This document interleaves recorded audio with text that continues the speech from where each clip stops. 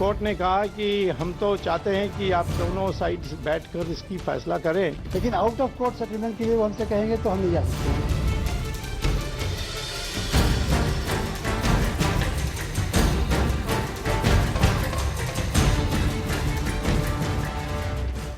अब उत्तर प्रदेश में हमारी सरकार आ गई है, अब सकारात्मक भी पहल शुरू होगी।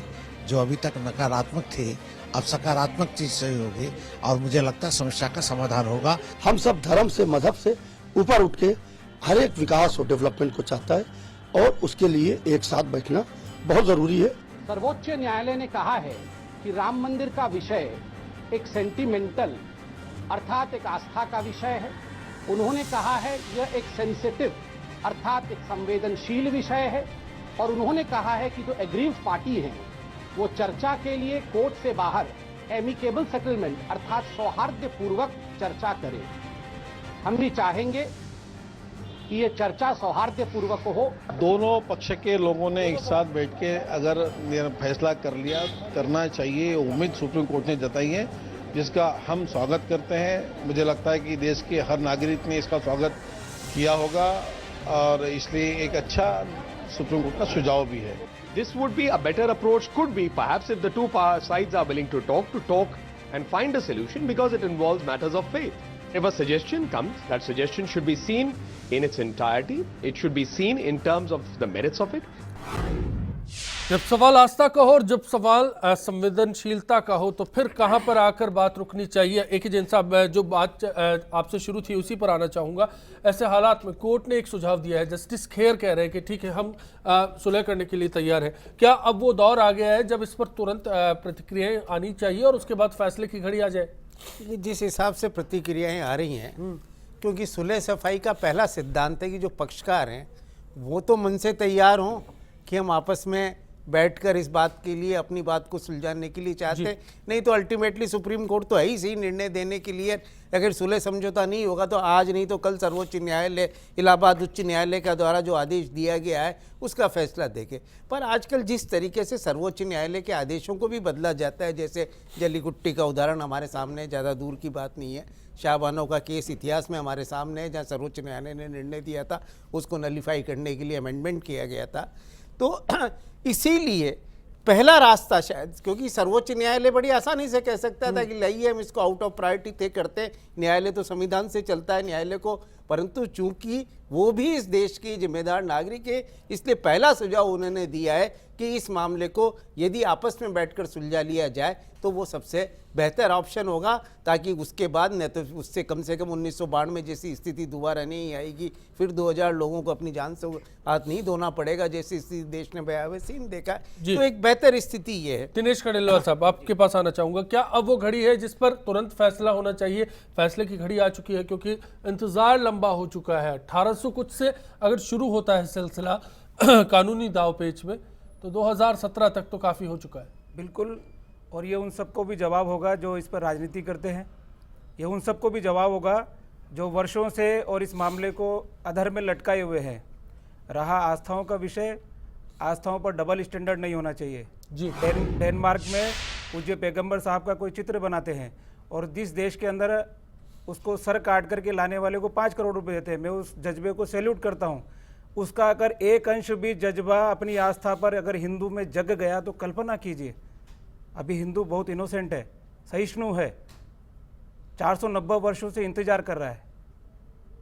फिर कौन सा विषय ऐसा रह गया, कौन सी बात रह गई? मस्जिद मंदिर तोड़ करके बनाई गई, वहाँ पर मस्जिद तोड़ करके मंदिर नहीं बनाया। साफ बात है, मस्जिद का अपना दावा हटा लीजिए, बात खत्म। तो क्या दोनों बांटकर नहीं रह सकते? किस लिए? विवाद वापस वहीं का वहीं खड़ा रहे। 490 से चलता आ रहा है तो और चलेगा, फिर किस लिए? वो एक आक्रांता था, ये क्यों नहीं मान लेते? वहां पर कोई मस्जिद नाम का कोई मंदिर हो, एक मस्जिद हो, बाबरी का नाम ना हो तो क्या हो? कभी नमाज नहीं पढ़ी गई वहां पर कोई वजूद नहीं है। किस साक्ष्य से आप उसको मस्जिद बोलते हैं? ये नहीं, क्यों नहीं कहते उस भवन को एक आक्रांता ने तोड़ा और हम उसकी गलती को सुधारेंगे, सब मिलकर के सुधारेंगे। हम क्यों बार बार जोड़ना चाहते हैं बाबर से अपने आप को? क्यों जोड़ना चाहते हैं? ये मंदिर और मस्जिद का विषय नहीं है, ये विषय राम जो यहाँ के राष्ट्र पुरुष हैं, यह विषय जो एक आक्रांता बाबर काबुल से लुटेरा आया उसके बीच का है। अजीत साहब, किसकी आस्था पर खतरा होता है? देखिए, किसी की आस्था पर कोई खतरा नहीं है। मैं ये ज़रूर मानता हूँ कि कई चीज़ें धार्मिक रूप से भावना के विषय होते हैं। जैसे कि जब इसी विषय पर, इसी मसले पर जब पहला फैसला दिया गया जिला जज द्वारा, तो उन्होंने ये कहा कि कोई साक्ष्य नहीं है, मगर क्योंकि भावना का मसला है, उसके बाद भी उन्होंने याचिका खारिज की। पहली बात। दूसरी बात, उसके बाद दूसरी बात भी ये कि जब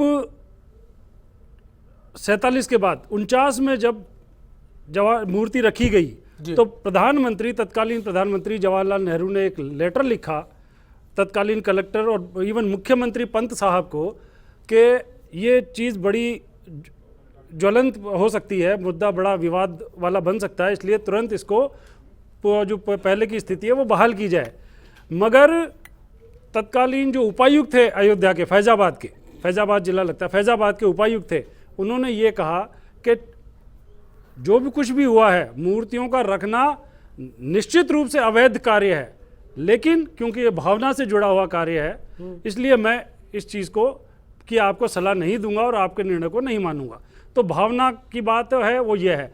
दूसरी बात, जैसे कि इन्होंने कहा कि मंदिर तोड़कर, ये सब वापस हम उसी जगह आ रहे हैं जहाँ पे जैसे कोई अदालत, ये अदालत नहीं है कि जहाँ बहस की जाए। अदालत में जो साक्ष्य पेश किए गए हैं, जब मस्जिद बनाई गई थी उस वक्त वहाँ मंदिर नहीं था, ये साक्ष्य कोर्ट में दिए गए हैं। पहली बात बिल्कुल गलत। आप मुझे मेरी बात कंप्लीट कर लेने दीजिए, है ना। पहली बात तो ये कि वो दूसरी बात ये कि वहाँ पर इसके स्पष्ट प्रमाण हैं कि आज़ादी के बाद नमाज पढ़ी जाती थी, और नमाज पढ़ने के बाद जब नमाजी जाते थे तो उनके साथ गलत सलूक किया जाता था, मिसबिहेव किया जाता था। क्यों? मैं इस बात को स्पष्ट रूप से मानता हूं कि अयोध्या नहीं है, वहां पर नमाज पढ़ी ही नहीं जा सकती। आपको अंदाजा आपको जिस स्थान पर वजू नहीं होता वहां पर मस्जिद, उस स्थान पर नमाज पढ़ी ही नहीं जा सकती। मुझे मत सिखाइए, आप मुझे मत सिखाइए का प्रयोग होता है, ये बात मुझे मत सिखाइए, मुझे मत सिखाइए। आपसे ज्यादा मुझे इस बात का इल्म है, आपको शायद पता भी नहीं होगा। मैं पूरा अयोध्या देख के आया हुआ, मैंने पूरा देखा। ठीक है, आराम से सबकी बात सुनी जा रही है, ऐसे ही रखिए चर्चा को जारी। बात करने के लिए स्वतंत्र है, इसी बात के लिए अजीत साहब बात पूरी कीजिए, मैं आऊंगा खंडेलवाल साहब के पास भी और आहूजा साहब के पास भी। बाकायदा अदालत में इस बात के प्रमाण प्रस्तुत किए गए कि नमाज पढ़ी जाती थी, नमाजी जब जाते थे, क्योंकि देश के बाद, आज़ादी के बाद देश का माहौल विभाजन के बाद धार्मिक विवादों का भी था, और ये सबसे बड़ा विवाद था, इसमें कोई शक नहीं कि ये सबसे बड़ा विवाद था। राम मनोहर लोहिया, मैं एक बात आखिर बात मैं खत्म करूंगा। राम मनोहर लोहिया भी जब अयोध्या गए तो उनके सामने ये बात कही गई कि साहब यहाँ नमाजी आते हैं, नमाज पढ़ते हैं, मगर ये भावनाओं का सवाल है, इसलिए इस मुद्दे को। चलिए एक और सवाल यहाँ पर निकल कर आया। आहूजा साहब, बीजेपी हमेशा कहती रही है कि हमें पूर्ण बहुमत दो, इस मसले का हल निकाल कर रहेंगे। वैचारिक सहमति की बात नहीं है, राजनीतिक एजेंडों में रहा है, घोषणा पत्र का मुद्दा रहा है, अब यूपी में भी है, केंद्र में भी है, बहुमत में भी है, कहीं किसी की जरूरत नहीं है दोनों राज्यों में। तो ऐसे में सर्व सहमति से क्या हल निकाल पाएंगे? जैसे कि संबित पात्रा साहब को सुन रहे थे आप। ऐसा है कि पूर्ण बहुमत दें और राम जन्मभूमि का मसला, समस्या, प्रॉब्लम हल कर देंगे, ये किस नेता ने कब भाषण में कहा? बीजेपी के नेता ने। घोषणा पत्रों में नहीं रहा आपके? देखिए अटल जी, आडवाणी जी नहीं बोले। Don't twist it. आप देखिए, आप हमारे बीच में एक मीडिएटर पत्रकार हैं और आपके बिल्कुल आपके ही उस पे मंच पे हम आए हैं। आप जी बिल्कुल। आडवाणी जी की रथ यात्रा में भी ये कभी नहीं कहा गया, और किसी बीजेपी नेता ने कहा हमें पूर्ण बहुमत दीजिए और हम वहाँ मंदिर बना देंगे। लेकिन ये बात आप जो कह रहे हैं अंडरस्टूड है, बिल्कुल एमिकेबल है, बिल्कुल प्रैक्टिकल है। देखिए राजनीति में बहुत प्रैक्टिकल हूँ, मैं मेवात से हूँ। सुनिए मैं मेवात से हूँ जी। मेरे पास में दिन में जितने हिंदू आते हैं काम के लिए, उतने 50% से ज़्यादा मुसलमान आते हैं।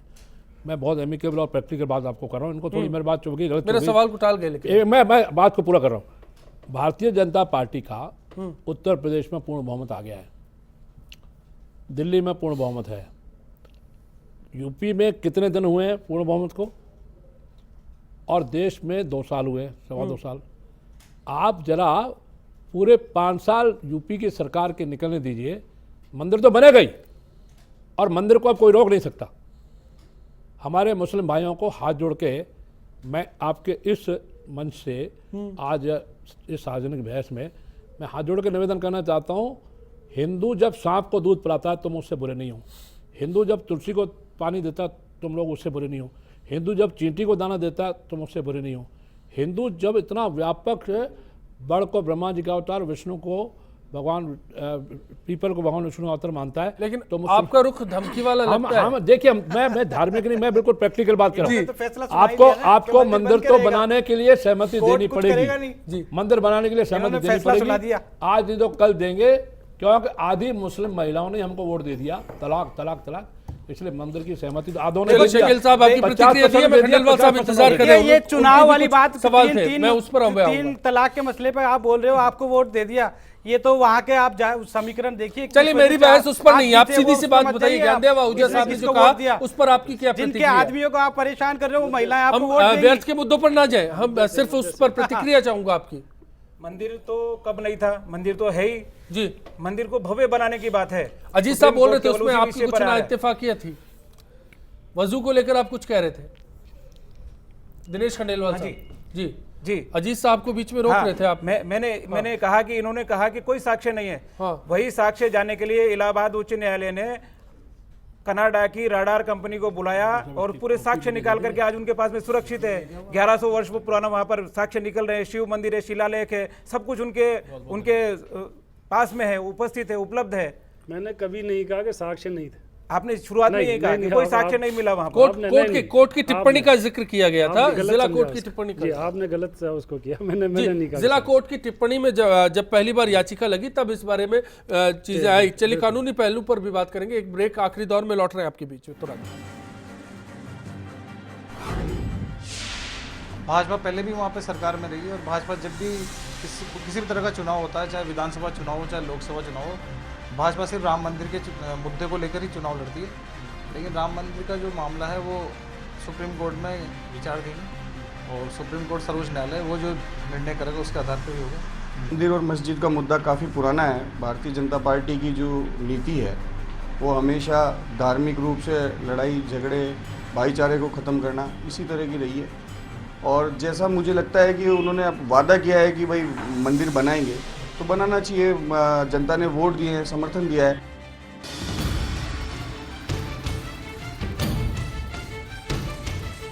कोर्ट ने कहा कि हम तो चाहते हैं कि आप दोनों साइड बैठकर इसकी फैसला करें, लेकिन आउट ऑफ कोर्ट सेटलमेंट के लिए वो हमसे कहेंगे तो हम नहीं जा सकते।